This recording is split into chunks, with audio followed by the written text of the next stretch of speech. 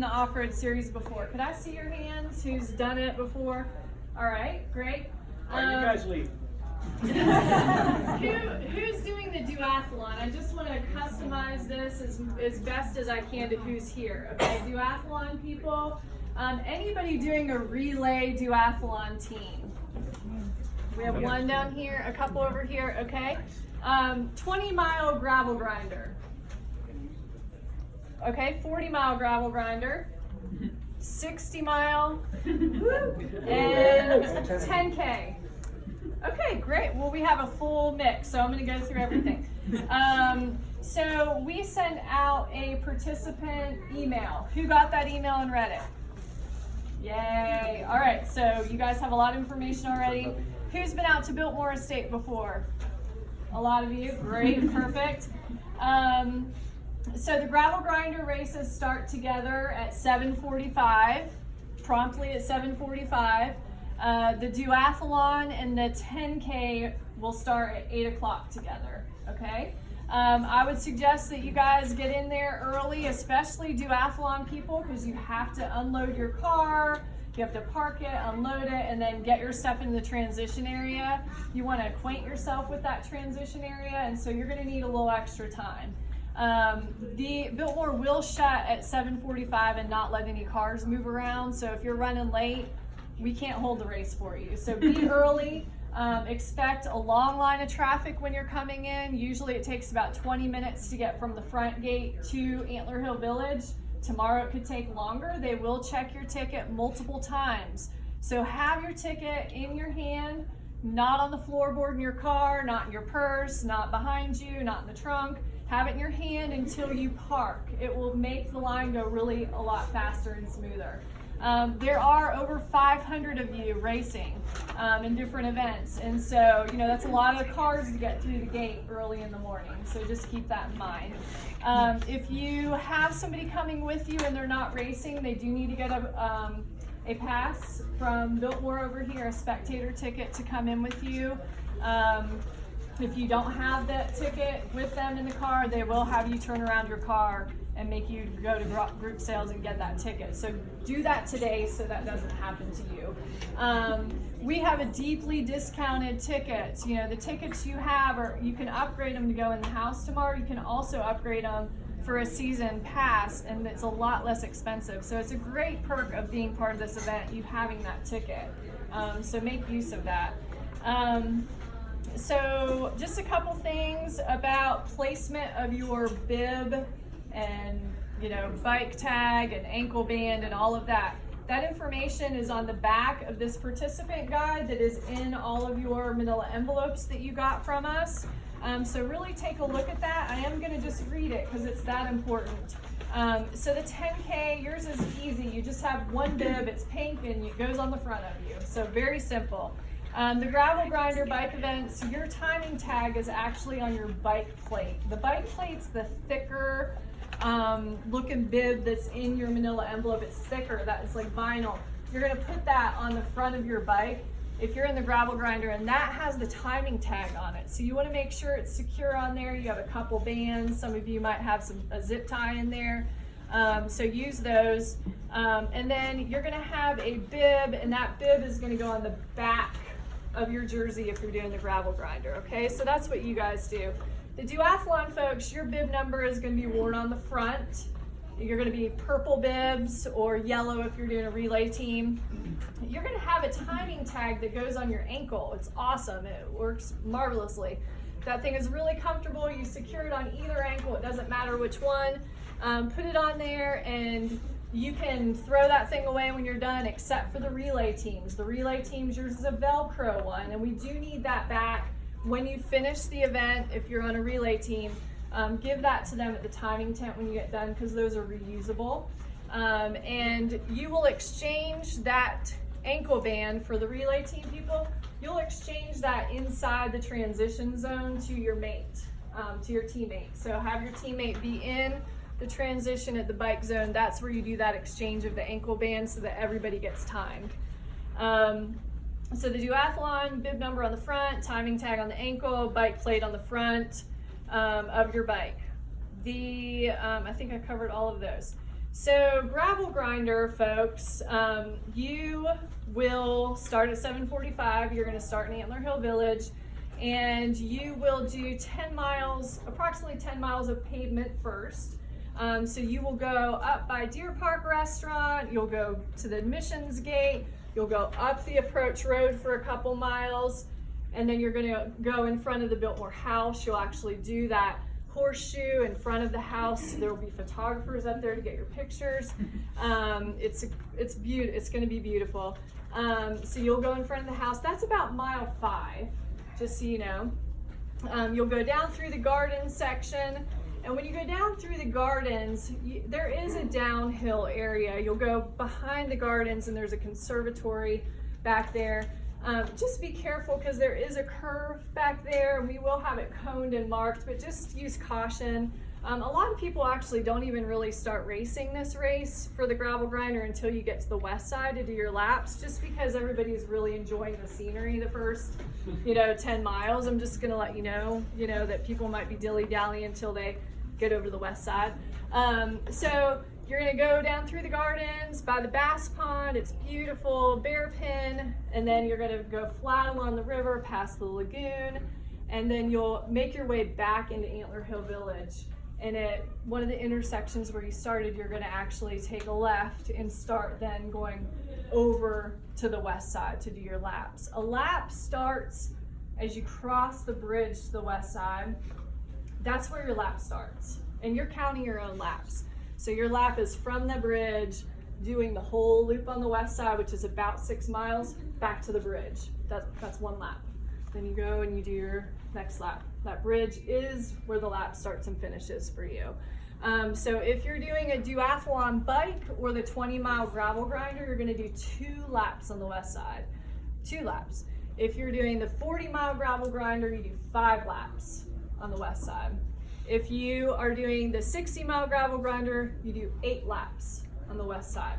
And there is 3 water stations. There's one at the 5K and 10K, the first 5K run for the duathlon. Over on the west side, there's a rest stop. It has gels, it has electrolyte drink, it has cookies and chips, and you can hang out there for a while. There's porta-johns up there. So that's a great stop on the west side as you're doing your laps.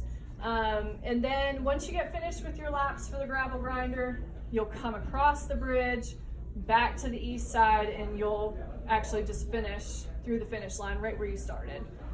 So once you're done with your laps, you're hightailing it. You have maybe a mile to finish. So just keep that in mind, like you're close to finishing.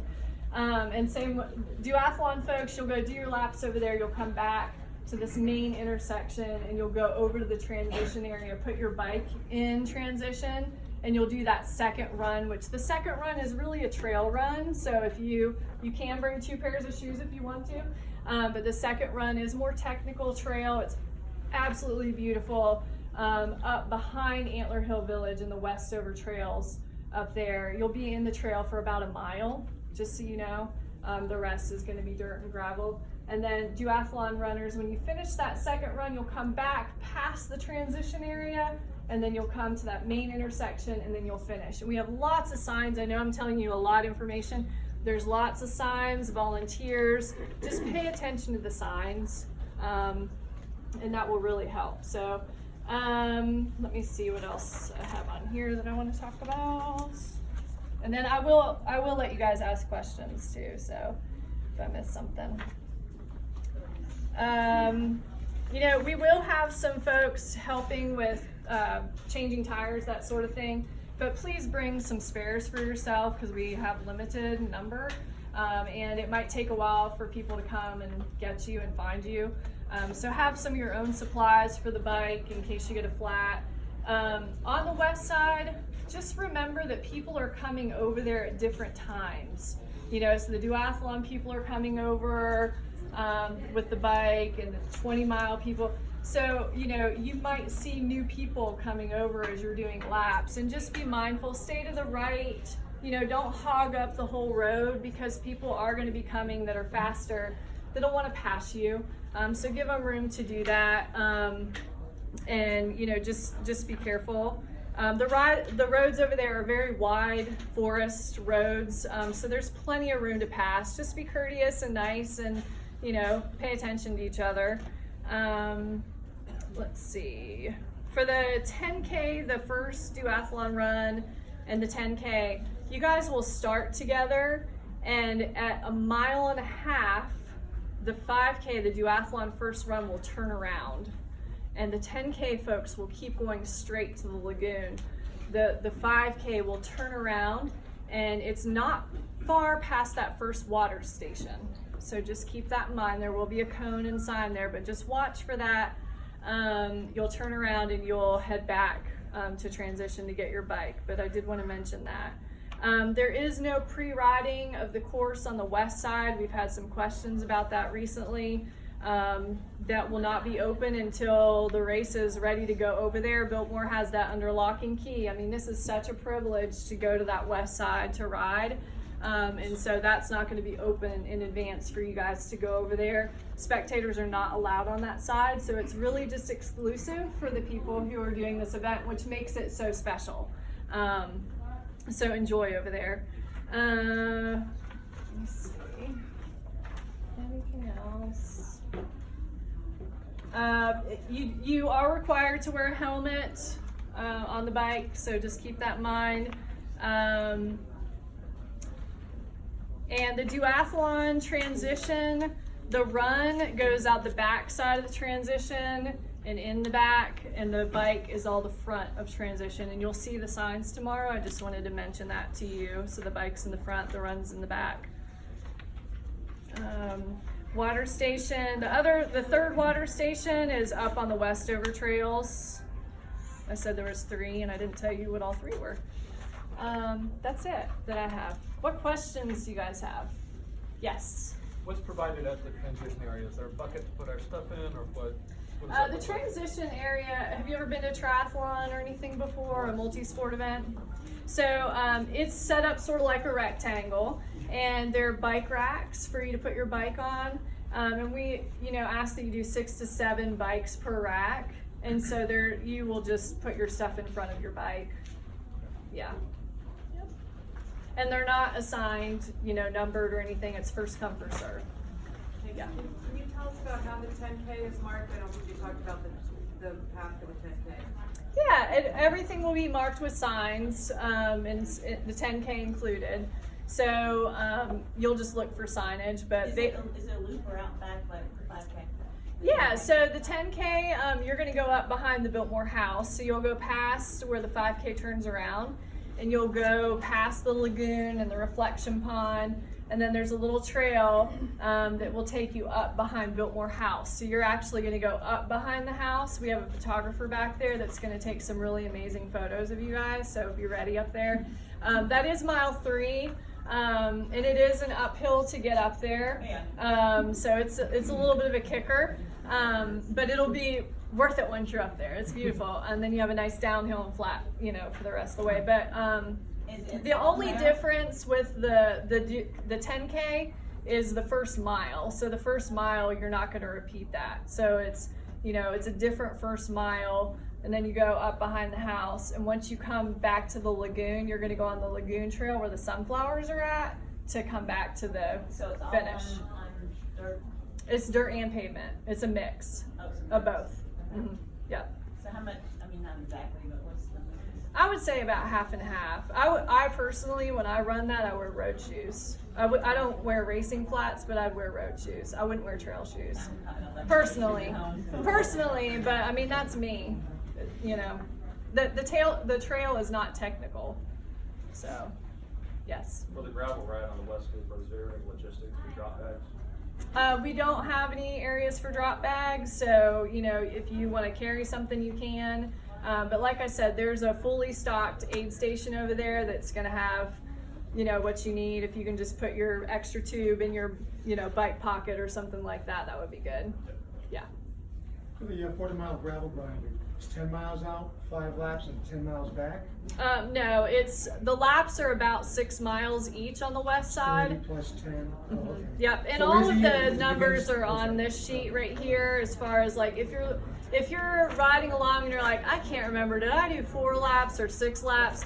On here, I tell you what the mileage should be on your GPS unit if you're using a GPS unit, so you know approximately, for the 40 mile, you would come across the bridge at approximately 39.5 miles. Wow. Pretty close to it. It doesn't start at Antler Ridge and end at Antler Ridge. It does, but you're going to the west side to do your laps. Yeah, the paved part in the beginning is just the first 10 miles. You're not doing laps on the paved part. Your laps are on the west side. Perfect. Yep. What else? Yes. Second 5K. Yes. On the duathlon. Yes. Where is the aid station on there? It's about half a mile into the run. It's at the top of the hill. It's up by Bruder House is what it's called up there. It's before you get into the trail. And so you'll hit it twice. You'll hit it before you go into the trail system and when you come out. Okay. I have one. Yes. For the team duathlon, is there Yes. a specific transition area for tagging your teammate? It's with a regular transition for the duathlon individual folks too. So you just put your bike wherever you want in the morning, and that's where you're going to do your exchange inside the transition where your bike is at. So you just select where you want to do that. Rules on headphones? I love running with headphones personally, and this isn't a sanctioned event, but I would say if you are having headphones on, limit it to the run and keep it down, just because people are going to be passing you. On the gravel grinder and the bike events, I don't think it's a good idea, just with the laps. And I love music. I mean, I'm pro music when you're racing, so. Safety, yeah. What else? What other questions? Just ask it. Yes, go ahead. Reference kind of like somebody mentioned, can I just bring a small bucket just to toss my helmet or whatever if you're doing a duathlon, to kind of facilitate the change? So Absolutely. I know Yeah, where the it's at. duathlon, I mean, I look at the duathlon sort of as like you have a cubby, a little locker, and so you bring what you need for your little space, but just don't go onto somebody else's space. Right. You can't take the whole bike rack up, but by all means, bring what you need to be successful for your transition. Mm-hmm. On the grinder, we can't do a bottle drop other than at the aid stations, right? Yeah. And they'll help you fill your water bottles up. Yeah. Yes. Is that